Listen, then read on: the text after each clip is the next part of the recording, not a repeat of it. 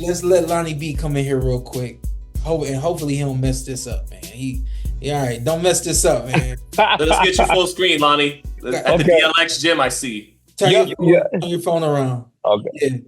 Yeah. All right, don't mess this up, man.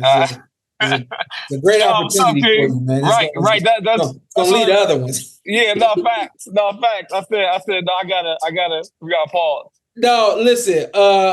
We're breaking down Beterbiev versus Bivol. It's happening this weekend. I'm sure you know. Yeah. And when Zittel started talking about the power of Beterbiev, and he started talking about how he doesn't need that full range to get off his power, how he can turn things from right here, and it still deliver. I said, well, shit, don't nobody know better than Lonnie B. Right. No, Sean, you made a good point, brother. Dude is phenomenal. Like, we was in amateurs together. We had guys like Thomas Riley who can pull big, was knocking out everybody. Yeah. I was talking about decapitating guys. You had D-Ray D-Cray.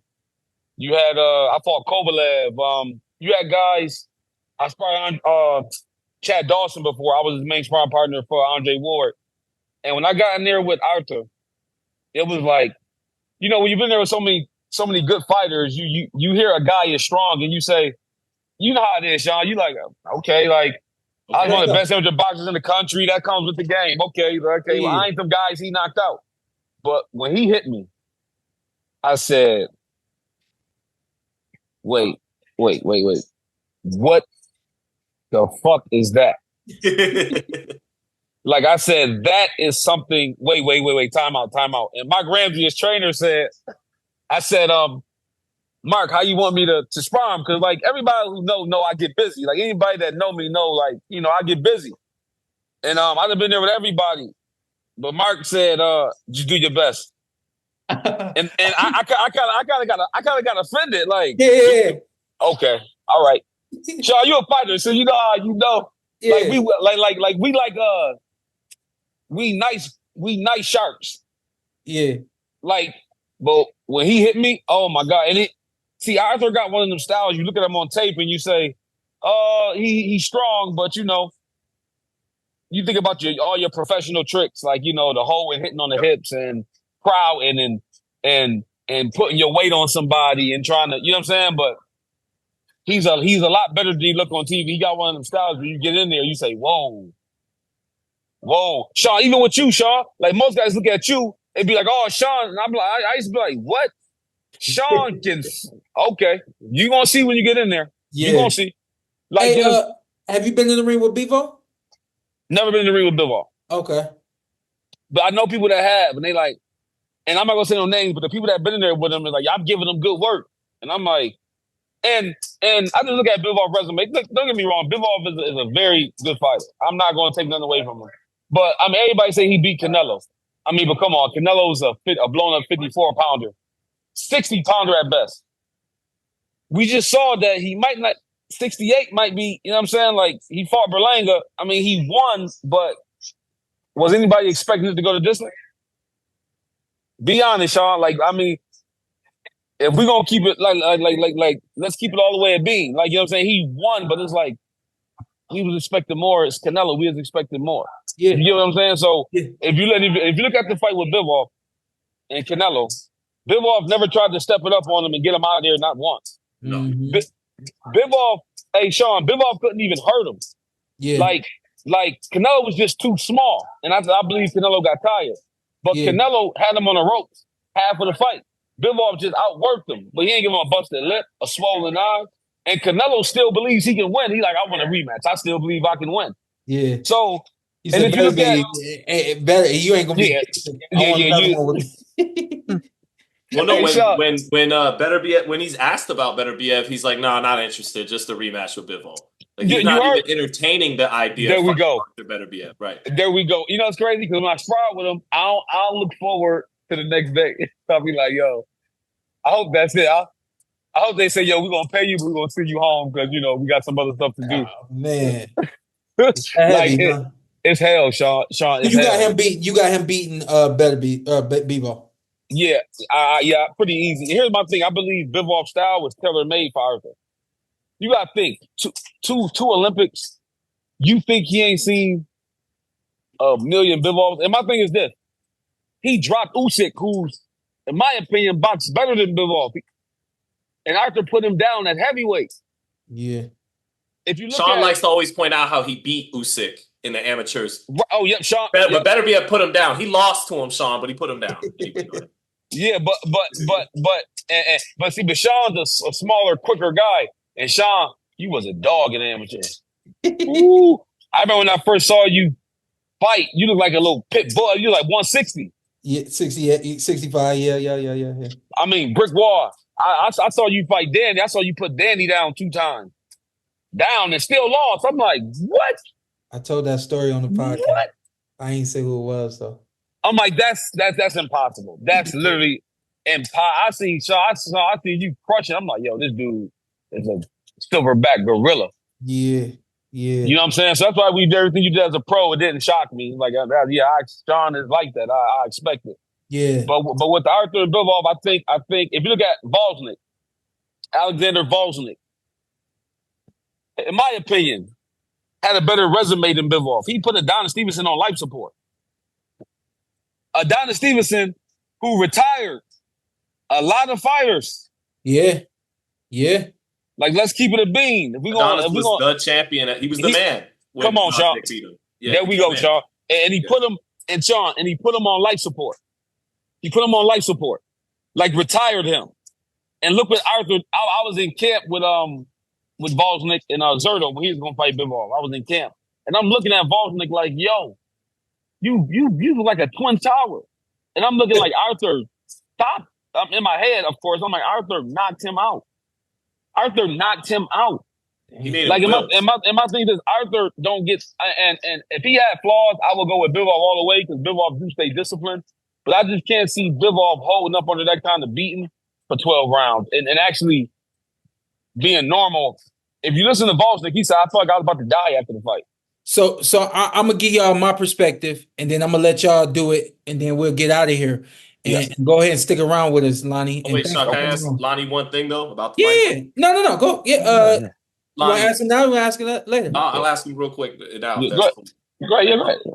Lonnie, I'm with you. I'm picking Beterbiev, and you took me to Beterbiev school many a time. We had a lot of convos about it, and now I see the light. Yeah. Okay? You see what I'm saying? One reason I didn't see the light, I went to that fight in Chicago where Callum Johnson dropped him, right? And that moment is stuck with me. I'm like, okay, he's a come forward fighter for the most part. Now I know I see all the other wrinkles in his game, but bread and butter, he's going to get you. Right. You got to have a chin to fight in that style at the highest level. So, and even Roy Jones mentioned that, hey, he's been down once or twice. We haven't seen Bivol down. Why does that not work in Bivol's favor? I'm going to tell you why, because Bivol hasn't fought the caliber opponents that Artur's fighting. Artur's in the Callum Johnson, though, who did drop him. Just for argument's sake. Yeah, technically, but he don't punch harder than Callum Johnson. Like Bivol is just a more popular fighter, but Callum Johnson is a puncher. He's a big boy. So stylistically wise, Arthur's been in tougher fights than Bivol. You know what I'm saying? Listen, and my thing is this, right? It's like saying when Roy Jones got dropped by Lou Duval. The best of us get knocked down, so that takes away. You understand what I'm saying? It's boxing. When you're in a tough fight, as many tough fights as Artur, you won't get dropped here and there. But the thing is, I put my money on Artur because one thing I do know what he's going to do when he faces adversity. He got up and wiped Callum Johnson off the face of the earth. You saw when he knocked him out, it's like somebody took a knife and cut his knees out. Ooh. You get what I'm saying? And if we don't go on that, then Bivol was hurt by Joe Smith. Joe Smith had him on wobbly legs 2 times in that fight. And he was uncomfortable with the pressure, and he was exhausted. And Joe Smith pressure is forward, and he's big and he's strong, but nowhere near as big and strong as Artur. You saw Artur just knocked him out in 2 rounds. Arthur's knocking out guys that's never been knocked out. Man. Y'all make this hard for me. And no, so tell us why Bivol's gonna win. Stick with you. I want to hear this.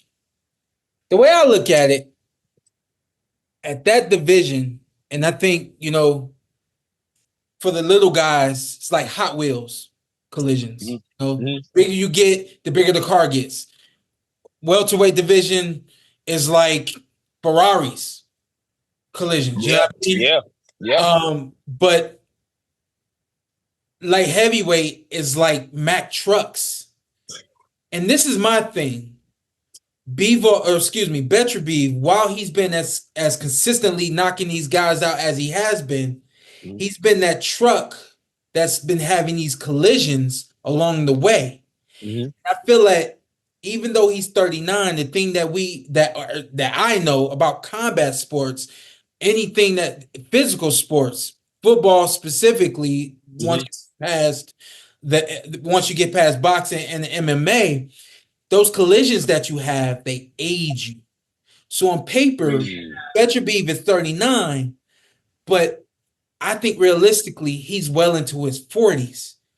This That's a game, good point. That's this a good game point. is going to age you in training, and and if you're not taking care of yourself, it's gonna age you in the fight. And then if you're not taking care of yourself after the fight, your recovery, if you're not recovering yourself correctly, it stays with you. You know what I mean? People, the thing that a lot of people don't know, but you go and getting these massages, but what you don't understand is there's lactic acid buildup in Build the up, muscle, right?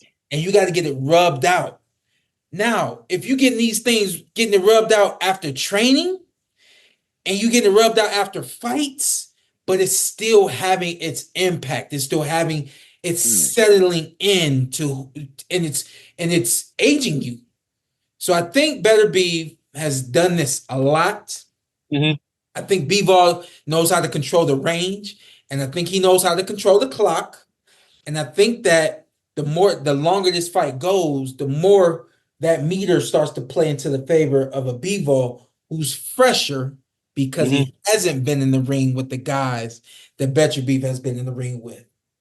Good point. I think his body is fresher. Not only is he younger on paper, I think he's fresher. You know what I mean? So I think that Beterbiev is coming to the ring with a dented front end. With the front end. Yeah. And those are all good points. I'm a piggyback off what you said, Sean. Like how you said, age and all that. One boxing, they say you only as good as your last fight. Yeah. Well, if you look at before he fought Callum Smith, they was like, oh, Beterbiev is older. I see the flaws. That was me. Hey, So, yo, I was like, and he decapitates him. Now Callum Smith can really fight at cruiserweight. That's how big he is. Yeah. And if you see how Artur boxed him and turned it up each round at 39 years old, I think we're looking at one of those special guys like a Bernard Hopkins. Remember, Bernard Hopkins ain't beat Trinidad till he was 38. He ain't become a superstar until he was 38 years old. Yeah. 36. I got Bernard's poster right there. So don't mind me, Lonnie B. It was no, okay. 36, but still, in boxing and boxing, the fact that he pointed to his poster and said, I know everything to know about But the man's posters right there, so I know. But in boxing, they say you only as good as your last fight. So the things that we were speculating on, because this only can be speculation. He hasn't shown, to me, in my personal opinion, his age hasn't came into a factor. Like we just saying, he only had 20 fights. It's not it's not. That's what I'm saying. And it's like, if you think about it, he really don't take no punishment. He don't knock everybody out. He makes everybody quit. And that's why when people say he's just power, I'm like, I can't say he's just power because it's not like he's hitting guys and knocking them out cold. Yeah. He's beating guys up round after round after. Look at Marcus Brown, who's a very, very good fighter. And I thought that was a 50-50 fight. He beat Marcus. You saw Marcus Brown went down. He just looked like, yo, I'm done with this shit. This ain't worth it. Yeah, straight up. And Marcus Brown ain't no punk. Marcus Brown come to fight and he got skills and he was an Olympian. Yeah. And if you look at the way Arthur's dominating these guys, he's not just power, he has skills too. I think, and I get what you're saying, Sean, about the age, but I think once Bivol start getting hit, I think the body language is going to change, and I think he's going to punch the confidence that he got in him out of him. Like, once he realized that, oh, he got skills, like he ain't just power, he ain't there to be hit. I thought I'd be able to land combinations, and I can't, but he can hit me, and I'm feeling this. I think, Bivol really, like you said, Sean, he's fresher, but he's really, I feel like he's too small. Bivol can fight a super middleweight. Yeah. He used to talk about that a few years ago, he entertained fighting Canelo at 68 in the rematch. At 68. Right. So he's really a small guy. And I can't see him, like I said, in boxing, anything is possible. But I just can't see him knocking out Artur with all the big punchers Artur's been in with, and they ain't even mirrored to budge him. Granted, he got dropped, but you see when he come back stronger. Like I think we're looking at a freak of nature. I think we're looking at something special here. Here's my thing. Fight. That's what I said. Yeah. Name me one fighter in the last 20 years that had 100% knockout ratio, knocking out world champions. I ain't talking about knocking out bums. I ain't call no fighter a bum, but knocking out lower level guys. Name me one fighter in the last 20 years that had 100% knockout ratio, knocking out guys that's never been knocked out. Well, Lonnie B, my man, brought the fire. I appreciate you. I appreciate you for having me, Kate. Wow. You too, Sean. I appreciate you guys, man. Likewise.